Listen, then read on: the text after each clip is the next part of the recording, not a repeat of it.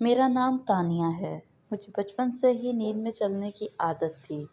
میں رات کو سوتی کسی اور بستر پر تھی اور صبح جب میری آنکھ کھلتی تو میں کسی اور بستر پر ہوتی تھی۔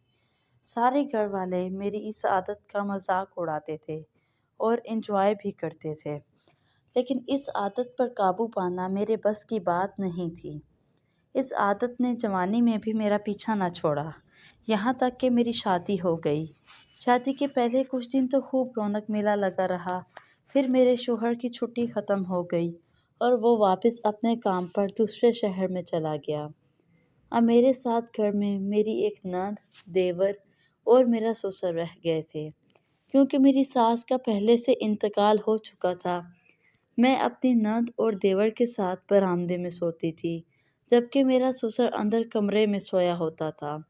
ایک رات کو میں گہری نیند سے جاگی تو مجھے محسوس ہوا کہ کوئی میرے جسم کے نازک اور پرائیویٹ حصوں پر ہاتھ لگا رہا ہے۔ مجھے یہ سب کچھ بہت اچھا محسوس ہو رہا تھا، کیونکہ میں اب شادی شدہ تھی اور اس کام کی عادی بھی تھی۔ چپ چاپ لیٹی رہی اور صورتحال کا مزہ لیتی رہی۔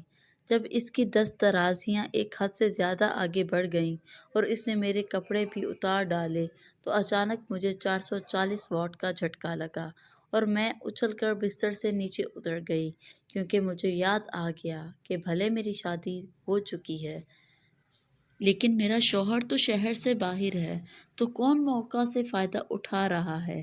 کمرے میں اندھیرا تھا، میں نے لائٹ جلائی تو میرے ہوش اڑ گئے، کیونکہ میں اپنے سسر کے کمرے میں بے لباس کھڑی تھی۔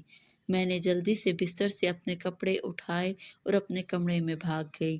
ساری رات میں نے پریشانی میں روتے ہوئے گزار دی کہ یہ جو بھی ہوا تھا بالکل اچھا نہیں ہوا تھا۔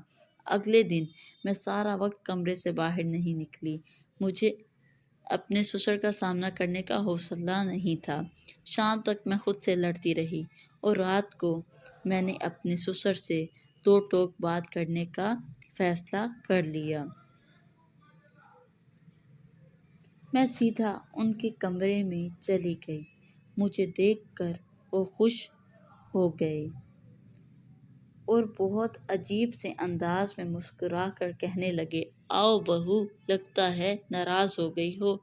میں نے غصہ دباتے ہوئے کہا کہ رات آپ نے میرے ساتھ اچھا نہیں کیا، میں آپ کی بیٹی جیسی ہوں۔ میں کہنے لگے کہ تم آدھی رات کو خود میرے بستر میں آئی تھی، میرا کوئی قصور نہیں اس میں۔ میرے آنسو نکل پڑے۔ میں نے ان کو بتایا کہ میں آپ کے بستر میں نہیں آئی تھی، بلکہ مجھے بچپن سے نیند میں چلنے کی عادت ہے۔ میں سوتے میں چل کر آپ کے ساتھ لیٹ گئی تھی۔ کم سے کم آپ کو غیرت اور خیال کرنا چاہیے تھا۔ پھر میں نے اسی دن سے کمرے میں لاک لگا کر الگ سونا شروع کر دیا اور اگلی بار میرے شوہر گھر آئے تو میرے اصرار پر مجھے اپنے ساتھ لے گئے۔ پیارے ناظرین، بتائیے کہ انسان